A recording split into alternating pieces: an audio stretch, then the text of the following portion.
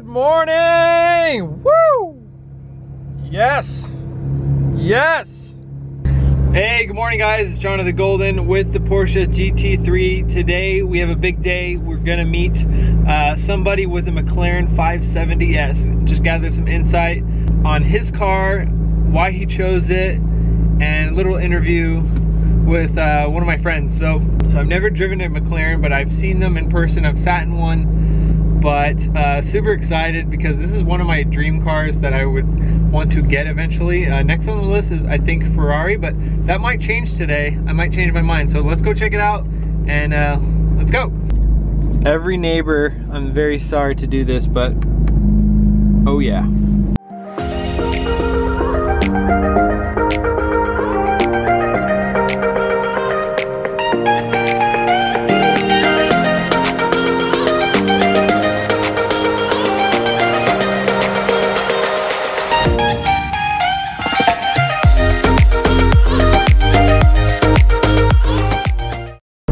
Almost got the heat in the tires. We're still not heated up? 3 out of 4. Wow. Yeah. It's cold out there, man. That road's cold. We just switched memory cards. Little trouble with the new camera. That's okay. Technical difficulties. So tell us why you picked this car, the 570S. So actually, I picked this car by mistake. The reality was I was absolutely super hot for a GT3 for about 2 years. Your deal. I badly wanted a GT3. It was on my screensaver. No, I mean, I liked the RS for a little while, but then I became a little more realistic that the RS probably wasn't going to be a good daily driver for me. Right. So I just wanted a nice GT3 like there's anything just about that car. And, you know, quite frankly, I just had a really bad experience with the dealership. They were, you know, really disappointing in the way, the attitude, the way they treated me. And so, you know, they wanted $40,000 over sticker. Yeah. And so for $40,000 over sticker, I said, listen, I'm going to go look at cars that are $40,000 more and see what I like. So I just started looking up other sports cars. And as I started reading the reviews about this thing, I was like, wow, this is a beast. And I never thought I could own this car. I really never did. But when I saw that the lease was somewhat in line, maybe like $400 or $500 more, I said, I think I can do this. And interesting story, I thought I'd buy it in Michigan because that's where I got the best price. But I had never seen it in person. I'd never sat in it, so I wasn't going to buy a car sight unseen. So I said, I'm going to go check it out in Beverly Hills. Yeah. And I called the guy over there, got the salesperson on the phone. I told him the story. I said, look, I just want to look at it. I already got everything worked out with the guy in Michigan. He goes, it's okay, you'll buy it from me. And I go, it's aggressive. A little aggressive, but it's an Italian guy, so I wasn't put off by it. And being Italian myself, I understood exactly where he was coming from. And so when I get down there, I'm like, hey, what did you mean by you're going to buy it from me? He's like, listen, we live in Los Angeles. We live in Beverly Hills. You're a successful business owner. Don't you want to come to my mixers? Don't you want to come to my track days? Don't you want to meet all the people that I work with? And I'm like, done.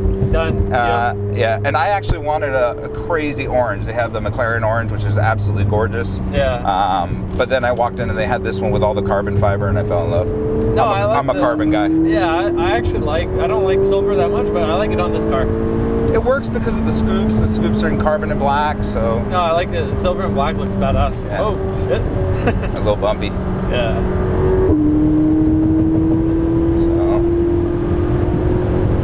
No cops on this road ever? I don't know.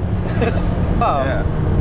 So it's we'll hit it really hard on the way back. Like, nice. So I just want to check everything out, make sure, you know, it is muddy and dirty here. So the only time I got this thing into a 4-wheel slide, there was gravel everywhere. So I'm just making sure there's a clean road. Right. Yeah, it looks pretty good. Yeah, not too bad. A little dirtier where the hills are closer, but. What else you got for me? So if you don't mind, how much did it cost? You can answer it. Yeah, no problem. So look, we leased the car. So one of the things that's interesting about, first of all, of course, there's a better tax benefit when you lease it. For taxes, yeah. For taxes, we leased it through one of our companies. And the other thing that we did is when you lease the car, Jesus, we have room to run, but one of the things you got to be careful with on this road is deer. So so if we hit deer at one, we got problems. Oh, look, there's the sign right there. Deer? Yeah. Deer, coyotes. I don't know if anybody's ever hit a coyote before, but it's not pretty. I've done that once before in the BMW, so. Really? Yeah. Oh, man. It's not fun. Yeah. So anyways, the lease was $15,000 down, and one of the things that was important to me as a daily driver is I needed miles. So when I looked at Ferrari, it was ridiculous. Like, you get 2,000 miles a year. And That's it? it? Yeah, I was like, what am I going to do with 2,000 miles a year? Driving to nothing. Nothing. You can't really do anything. So these guys gave me 7,500 miles, $3,300 a month, and 15,000 drive off, including first payment. Okay. Not too bad. Yeah. Reasonable. I mean, look, I realize it's a mortgage payment, but you're driving a supercar. For sure. So it depends on what you're expected to pay, you know? Yeah, and I was, you know, if you're like me and you've seen my old car before, I just kept dumping. I was dumping $1,500 a month into my fun car. Let's put it. I was the same way. Yeah, I had a Subaru. I just kept modifying it, just trying to. Yeah. It's just, you might as well get another car. And it'll never feel like this. Now, there's a good hobby element to doing that, but that car was always in the shop. So I would say that, you know, 8 months out of the year I didn't have that car. I'm sorry, 8 months out of the year I had that car. 4 months out of the year it was in the shop. Right. Doing something to it. And that's kind of frustrating. You do something to it, you track it, and the next day it's done. Yeah. So this is a car that gives me that performance every day, and I don't have to worry about it. What are your daily uses of the car? Do you daily drive it? I daily drive it. Track? I drive it to work all the time. Like I haven't had a chance to track it yet just because I haven't had the time. And I want to track it at my home track first, a track I know, a track I could drive with my eyes closed. Right. I don't want to take any risk with it. You know, somewhere I don't know the track. I do want to go definitely to Laguna Seca with it though, for sure. That's my goal. Yeah. My stepdad actually took his GT3 to Laguna Seca, but there's a sound restriction. Yeah, I know. So you got to be careful with it. I think they sell like a special muffler you could put on it. This one might still be under the decibel limit.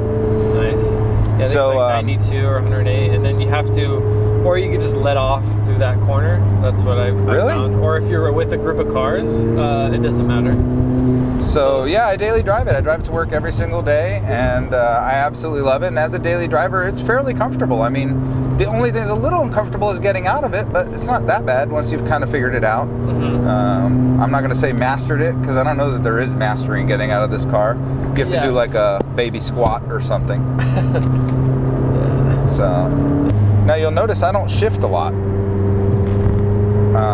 I let the car drive most of the time. Oh, you don't use the paddles? Not too much. No? Sometimes if I'm really trying to hit it hard, but it's so smart. It's such a good transmission. I mean, you're in like sport mode or something? I'm in sport mode. I don't put it in track mode too much. I have the handling in track, but I don't have the shifts in track because they're really long. So you'll find yourself, the minute you let off the gas, you're still like, ah! Yeah. So burning gas too. Yeah. Because it does have a small gas tank. I'm going to say that's one of the cons, if you will, of the car, is that you spend a lot of time at the gas station. Is it 12 gallon or 15? 15. Okay. Yeah, but I jam through it pretty quick. So of course that depends on your driving style. Right. But yeah, I drive it pretty hard everywhere I go. So I like to drive it hard. If you're gonna have a car like this, you should drive it hard. No, for sure, 100%. The carbon brakes is something that's really interesting and took me a little while to get used to. Also, I mean, you know, it's interesting because they don't have fade. Right. So when you have steel brakes, you have to get used to fade. Well, with carbon brakes, it's quite the opposite. They really have to warm up. When they're cold, they're cold. Mm-hmm. They don't stop. The initial bite is pretty, right? Yeah, it's kind of weird. It just takes some getting used to. It's a different pedal than. Because yeah, mine is kind of long. 35 zone ahead. This is where you get busted, right? If you don't come down to like 35. And I think we covered this, but what other cars did you shop for? You told me the GT3, so no Ferrari, no McLaren 100%? Look, I've been a Ferrari fan my whole life. I'm a giant Ferrari F1 fan. But I drove a BMW and I came home with the car. It's a funny story. I came home with the car, I'm all excited, and Bruno, the one that's kind of into cars, Fabry doesn't care, but Bruno, the one that's kind of into cars, is like, sits in the passenger seat and he goes, "Dad." And I'm like, "Yeah." And he goes, "Why didn't you get a Ferrari?" I'm like, kill you, little kid. So, but that was cute because that's really where our heritage is, what our fan base is. But yeah, it's not affordable, and B, I don't know that I like the 488. I'm not a big fan. I drove it at one of those, exotics racings. Yeah. But the guy was like on the pedal and stuff. I mean, it was cool. It was quiet. It was fast, but yeah, I'm more of a 458 guy. I like the 458 body style. Love it, yeah. Yeah, I really do. The 488, the rear is a little funky. So I looked at that. I don't like. Lamborghini? I don't like. Lambo's a bit much. It is. It's very. Maybe when I was 20, when Lambo would have been great. Me? Yeah, yeah, Lambo would have been great. Hey, good news. That's our radar detector telling us to slow down. Really? Yeah. Oh, it's this guy. Oh, okay.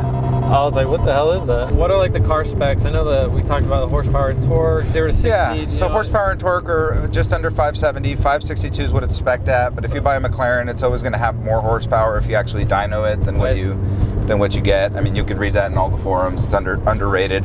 440, I think, on the torque side. Doesn't feel quite as torquey as my BMW. You know, my BMW's got, I guess, bigger turbos, being that it's a 6-cylinder, and I had the large turbos on it, versus this one has a wider neck on the turbo, so it's not as torquey, but it gives you more top end. Got it. So depending on, and that's why you actually do have, and I'm not going to call this a complaint, it's just a reality of anytime you have a large turbo, is you got to spool it up. And you've got to build it up, and so this one takes a little longer to build up pressure than the BMW did. Got it. When does it kick in RPMs? Like 3 to 4? The low 3s. Okay. Low 3s. Maybe mid 3s. I'm going to call it mid 3s. And that's one of the things about this car is, like, you know, I think 0 to 30 you could get beat by a Prius. Wow. But 30 to 140, good luck, hold on. Yeah. You know, and I think that that's one of the things that I would change about this car. It has because they wanted to make it a daily driver, which you can very well do, especially if you put it in comfort mode. What they did is they put a delay in the pedal, so you could hit could hit. Look, there's a lot of lag in the pedal. Right. So even in track mode, I feel like there's a lot of lag in the pedal. But I had modified that on the BMW. I had gotten rid of it completely, and I had it direct. Got it. So it was just touching like the ECU thing. Yeah, so it was very jumpy on the BMW, but I preferred it. So you could do that to this car. You could make some modifications to this car. You really could. So if I had to make some mods, that was my other question. Yeah. Like any mods you would do to it, like for sure. Tune, wheels. So I'm looking into a tune. The dealership has a preferred tuner. Kind of like a BMW thing, like a Dynan? No, kind of like a friend of a friend. Oh, okay. So what they do is they tune it, and then if it has to go back to the dealer, they detune it before it has to go back to the dealer. And they won't know. And they won't know. Oh, that's cool. So they have that. It's $5,000, so it's not outrageous. Oh, a little expensive for a tune. That's a lot. But it's a McLaren. Right. So I guess it's all relative, right? So if a tune is, you know, $1,000 on a Mercedes, then it's not outrageous for it to be $5,000 on a McLaren. Yeah. That makes Plus, with that customer service level where they're going to put it on, take it off, put it on, take it off. Right. So my friend who has that says it's absolutely game changer. Like, you have to do it. But the guy just opening up the car, you know what it's really capable of. Exactly. So this is actually almost the same engine as what's in the 720. It's the same exact car as the 600 LT. The difference with the 600 LT, 600 LT is that it's about 200 and some odd pounds lighter. So it's definitely a lighter car. You know, in the LT, if you go with the track pack, it's no air conditioning, no radio. No, thank you. You know, it's not for me. Yeah. But I get it. I mean, yeah, we all want that, but it's like, we're gonna drive it, you know. Well, you know, with the not worth it. The LT's going to be a collector's edition car, so if you want to buy it and park it, that's probably not a bad idea. I'll have to look into that, because I really want one of these, but I think realistically, I have to get the Ferrari out of my system, the 458. Yeah. Maybe I'll get it and sell it, or I don't know, but that's like on the My uncle has the 458, and he loves it. He loves driving it. God, I mean, it still gives you that feeling when you walk up to the tail end and you see the engine up there. Yeah. That's one of the things, too, is this one you don't see the engine, because it's right down here. Right. It literally is a mid-engine car. It's super low, and that's what gives you that great sense of, you know, complete freedom in the car. I've never driven something that quite handles like this, where you just point it and it goes where you want it. No understeer? Nope. This is the first car I've probably ever driven with no understeer. In fact, in the beginning, I actually thought it had a little oversteer. It is rear-wheel drive. Okay. It has a very interesting system. So all-wheel drive, like in the Audis, weighs about 400 pounds. So McLaren believes that the horsepower race is over, and now the race is to weight. Right. And they want to build the lightest cars possible, and all-wheel drive is too heavy. And that's so this has 3,200 pounds? About 3,200 pounds. Okay. Plus me. And then what's interesting is it's got a brake steer system. So on the rear, and we can take a picture of it later, on the rear wheels you have two calipers. Yeah. You have your main braking caliper, and then it has a brake steer system. So it uses a Formula One technology to slow down the inner wheel Wow. while you're turning, so that you can, so that you can change your gyro, so to speak. It's really interesting, that system, and you don't feel it.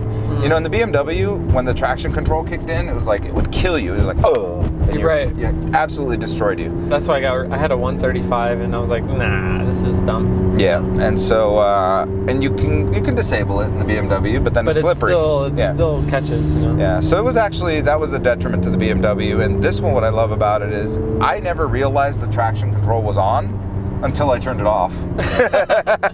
Holy moly, when I turned it off, I was like, this is a different vehicle. I still have not turned mine off on the GT3. I'm just too scared. I'm like, nah. I'm telling you, I don't do it again. I don't. It's so smart. It's so good. It does it when I need it. It doesn't feel crippling. And again, these cars today, I'd like to say I'm a fantastic driver. That's great. But I've been a manual transmission guy my whole life. I couldn't believe that I was buying a car that was semi-automatic, let's call it. Right. Well, this is the technology, but it's so good. Yeah, it's so good. instant. But I've had other cars that had paddle shifters, and I didn't care for them, and I would shift all the time instead. No way, not on this one. I find myself, the only time, like I was saying earlier, is like I'll probably use it a lot more on the track. Right. Because the only thing the car doesn't know is if you want to downshift into a turn, it doesn't know that the turn's coming. Right. So I would say that's when you can gain the benefit of downshifting. It's smart, but it doesn't know that you're coming up on a turn. Of course. How smooth it is? No, it is. I mean the road's bumpy, and the camera's just. Yeah, the road is. This road is bumpy, but I mean for overall. No, it's good. It's comfortable. I think the GT3 is a little stiffer ride, isn't it, overall? Yeah, it's. And I have this in track handling. If I throw this in comfort mode, it'd be a totally different car. No, it's not bad. But like someone cut open, I was watching a video on YouTube. Someone cut open the McLaren tires, and they have foam in them. Really? Did you see that? No. So they cut open, I think it was a 720S or McLaren or something like that. But and Tesla has it too. When you cut open the tire, there's foam in it. So you. That's a must, by the way. If you buy this vehicle, you've got to get the radar detector upgrade. So no, that's cool. Yeah. But yeah, they cut open tires and like all different types of cars, and yeah, McLaren and Tesla have foam in them to make it a smoother ride. Interesting. So I don't know that Pirelli would do that, so I'd have to figure out. These are Pirellis. My rears are starting to go. My fronts are still really good. No surprise. But yeah, when you get your tires changed, I'll check them out. Yeah, for sure. Yeah, and the guys at Pirelli, Santa Monica over there, they do a great job. And I've been a Michelin guy my whole life, but I also believe that the engineers that chose the tire for this car probably chose the right tire for this car. Yeah, my next tires are Pirelli Trofeo R's. Oh my God! I mean, they're fantastic, but they're super expensive, dude. I got them used. Oh, okay. $100, but I mean, they still got tread left, and I'm just gonna track it. So. Oh, that's cool. Yeah, one of the problems I had, so I had Michelin Cup 2s for a while, and the problem I have is because it's a daily driver, because I want to enjoy driving the car every day, and because of where I live, the tires. You saw how long it took to get heat in the tires. It took a long time to get heat in the tires. So when I had the Cup 2s, and even these that I have on here, which are the just the regular Zeros, they're not the Trofeos. They're the what do they call these? Starts with a C. Corsas. So even with these, the thing that's interesting is that we gotta be slow here. They just take time to get heat in the tires, and so for me, I only have a 7 or 8 mile drive a day. I don't have time to get heat in the tires, so it's important for me to have an all-weather tire. Now, I will tell you that even these Corsas, it's like driving on soap when it's cold. That's why I was so obsessed about heating up the tires. Yeah, we were a little squirrely off to the start. Yeah. So cool. And then, anything else that we didn't touch on? I could give you some of the weird cons about the car, of like the interior, some of the weird discomforts or things like that. Yeah, let me tell you something that's amazing is the convertible. Okay. I mean, California, I'm top down almost all year long. I'm top down at night. You almost can't tell, like from the outside, if it's a convertible or not. No, because they did a really good job of that. In fact, I like that because I don't like the convertible look. Yeah, I don't like when it's like black on top or like cloth. Well, yeah, obviously it's the hard top, the Spider. So and it comes off pretty quickly, about 20 seconds. But I love driving it with the top down. Just absolutely love driving it with the top down. So that's something that's great about it. The technology here on the Android system is kind of junky. It crashes a lot, but who cares? You hit force close, it starts over. It's not a big deal. On the dash? On the dash, okay. Yeah. The Bluetooth seems to connect really well. I don't have any problems with that. I play Pandora through it all the time. That's great. Sound system's good? Oh, the sound system's sick. Yeah, I mean, it looks the Bowers pretty cool. and Like Wilkins, it's got the speakers on the door. B&W speakers, they did a great job. That's somewhere they didn't skimp in this little tweeter up here. I mean, it is beautiful. Nice. So the sound system's good. And maybe for some people, they might say it's lacking bass, but I'm not listening to gangster rap in here, so. Right. So it's really nice. I love that. You know, the seats probably could be a little, I'm not going to say they're uncomfortable, but they're really hard to put in a good position. Yeah, I mean, but they feel like they're pretty stiff too. There's not much padding. There's not. So if you're driving, you know, an hour, 2 hours, not bad. But, you know, I've driven this thing to San Diego 4 hours, and you're like, by the time you get out, you're like a little bit like a crippled person. And do you feel, because like when I get in my car, I'm like worn out after I drive? Long drive, yeah. Short drive, no problem. Okay. Yeah, but definitely on a long drive that. I don't know. I mean, what else is... I mean, it has enough storage for me. It has enough storage in the front, as I call it. Yeah, we put a bunch of crap in there, a bunch of camera gear and stuff. Yeah, so plenty of storage there. It's got a little tiny glove box here in the door, which is fine. I love the dash, the information that it gives me by giving me the tire temperature, tire pressure. You know, it's a nice dash. It gives me enough information so that I can make good decisions. Right.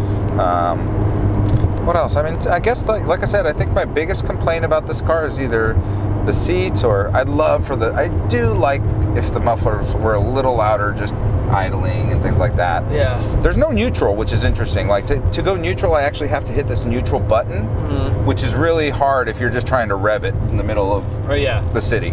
It doesn't work. With the Ferrari, you just pull on both paddles, it puts in neutral, you can rev it, let it go, and put it back in gear. That's cool. So that's awesome. So that's why you see Ferraris and Lambos driving through town. There's wow, wow.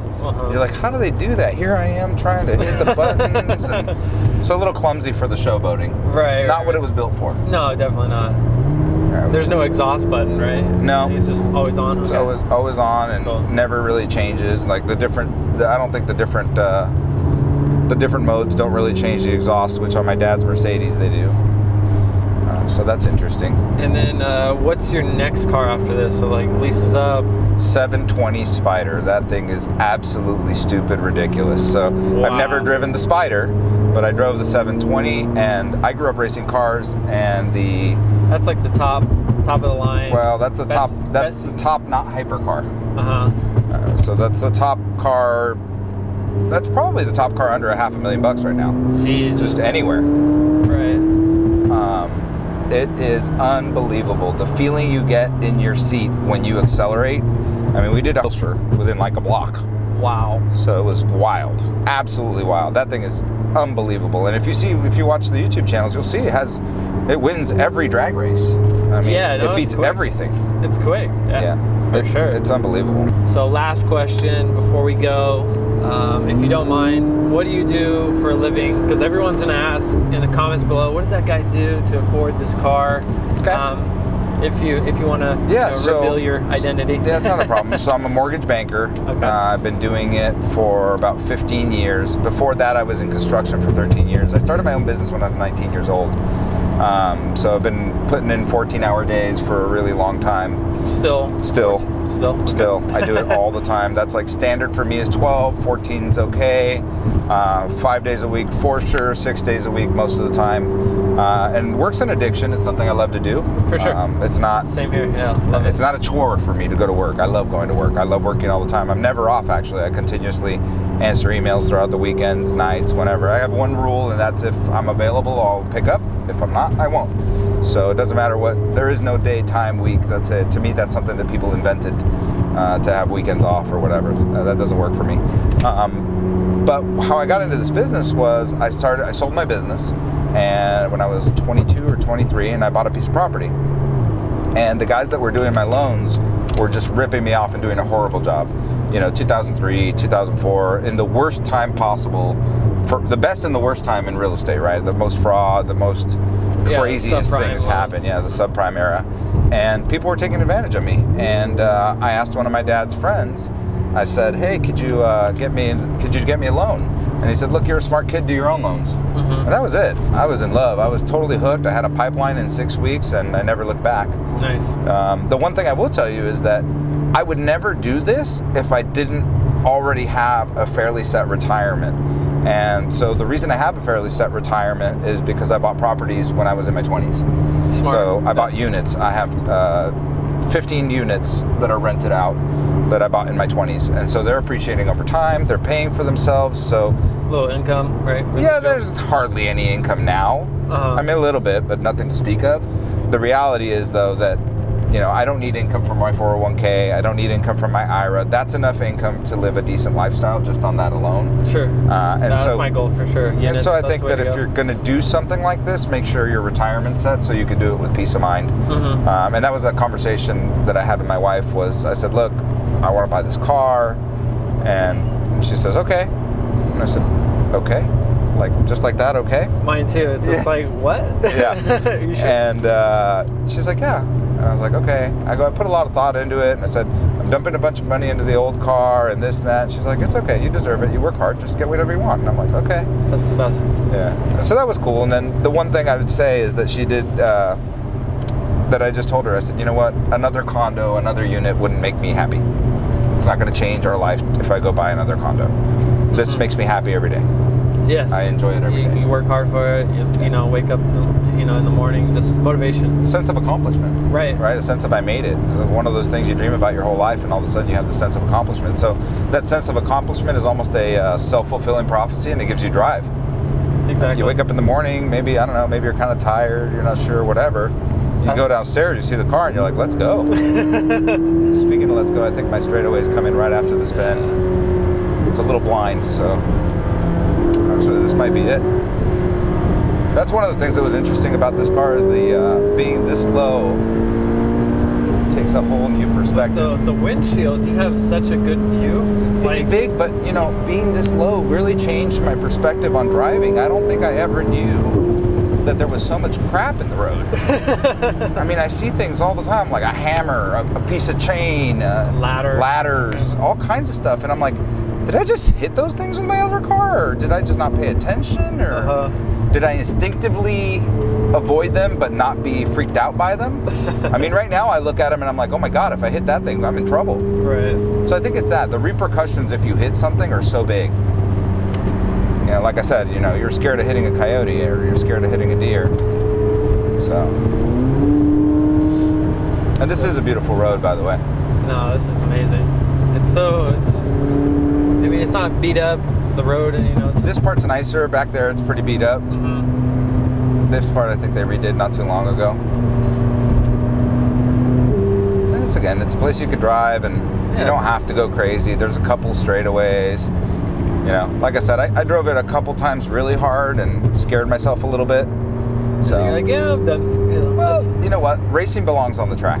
I truly believe that. Racing does not belong on the street.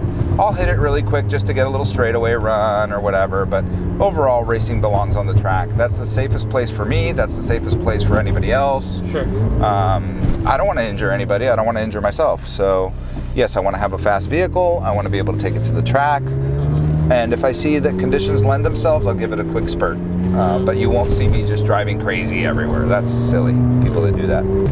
Last question is for myself. Is like, would I buy it? I think I would buy one of these things eventually. All right, well, next time out, we'll let you drive it. Sounds good. Yep. That's one of the things is I share this thing with everybody. You know, I want people to enjoy what I have. That's the reason I bought it. Same here. Yeah, I just pick a few people, you know, it's like, all right. No, you got to have somebody that's got relatively decent skills that you feel comfortable can handle it. You know, you just got to make sure that it's somebody who knows where and when to be safe or not. Right. Or has a similar car, like, you know, I wouldn't mind you driving my car because you have, you know, you're used to the power. And exactly. You know that if you come on too hard, you might take the tail out or whatever it is. Yeah. So just for fun, real quick, you still recording or not? Yeah. Okay, so just for fun, there's a turnout here. Okay. I'm going to turn out, and I'm going to drop the top and see if we don't get too much wind noise. Sure. Oh, there's not a real turnout, it's dirt, huh? Well, then in that case, let's just slow down to 20 because there's no one behind us. Oh, there it is up there. But anyways, even if you're under 20 miles an hour, you could take the top down. Oh, that's which cool. is pretty cool. Oh, hello.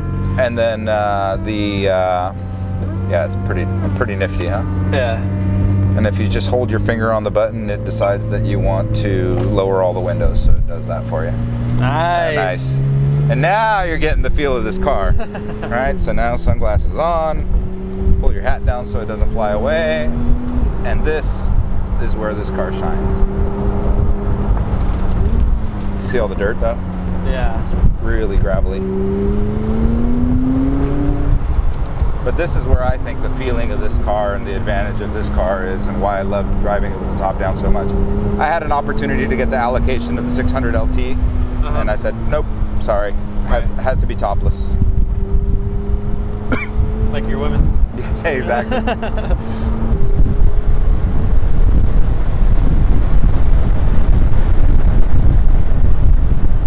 All right, guys, thanks so much for watching. Gino with the 570S. Thanks so much for letting me, shoot this video and show me the car and give us some insight on it. No, I appreciate you letting me share my passion, things that I enjoy. I grew up racing cars, and to be able to have this car is a dream come true. Awesome. All right, guys, we'll hit that like button and comment down, subscribe, and comment down below what your favorite part of the McLaren 570S is. Take care.